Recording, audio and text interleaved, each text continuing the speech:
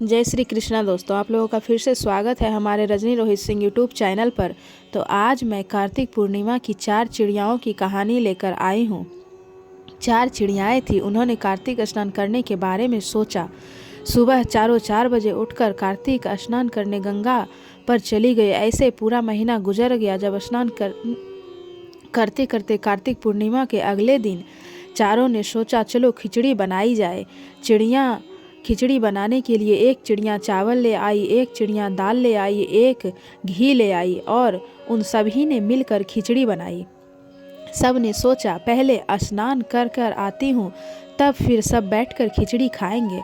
नहाने के बाद पहले एक चिड़िया वापस आई। जब वो आई तो उसे भूख लग रही थी, तो उसने देखा कि बाकी चिड़ियाओं को आने में भी देर लगेगी और वो खिचड़ी की भाप खा ली और उसे नींद आ गई।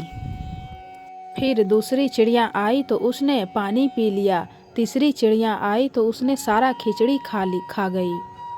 उसके बाद जब चौथी चिड़िया आई तो कुछ नहीं बचा हुआ था, वहाँ पे खुरचन बचा हुआ था, तो उसने खुरचन ही खा लिया। उसके बाद चारों अपने अपने घोंसले में जाके सो गई। उस रात बहुत जोर से आंधी आई और चारों चिड़ियाएँ मर गई। अगले जन्म में जो चिड़िया भाप खाई थी वो राजा के घर राजकुमारी बन के पैदा हुई।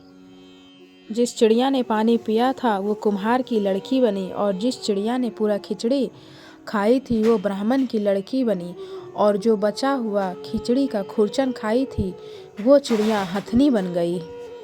कुम्हार की बेटी राजा के यहाँ दासी बन गई और जो ब्राह्मण की बेटी वो राजकुमारी की सहेली बन गई और जो हथनी थी वो भी वहीं महल में रहती थी। लेकिन राजकुमारी को पिछले जन्म की सारी चीज़ें कैसे कैसे क्या हुआ उसे सारी चीज़ें याद थी।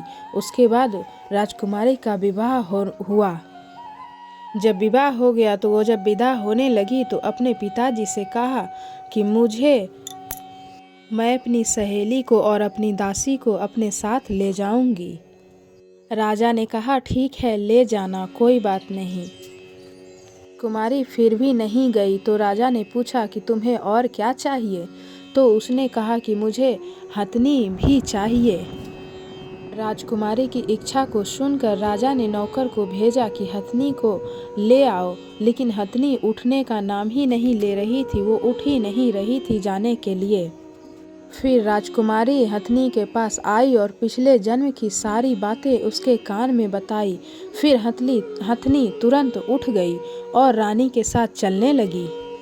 ये सब देखकर राजा को बहुत आश्चर्य हुआ तो उसने पूछा कि ये सब तुमने कैसे किया?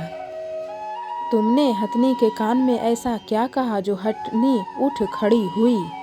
सच सच बताओ। तब राजकुमारी ने पिछले जन्म की सारी बातें राजा और राजकुमार को बता दी।